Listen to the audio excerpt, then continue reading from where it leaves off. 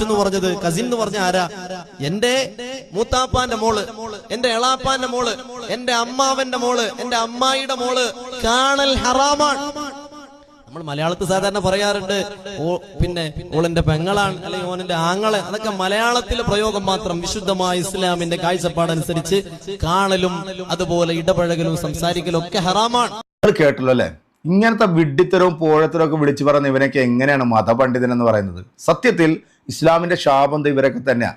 ഈ കാലഘട്ടത്തിൽ പ്രത്യേകിച്ച് ഇന്ത്യ എന്ന് പറയുന്ന നമ്മുടെ ഈ ഒരു രാജ്യത്ത് ഇന്ന് നടന്നുകൊണ്ടിരിക്കുന്ന സംഭവ വികാസങ്ങളെല്ലാം നമുക്കറിയാം.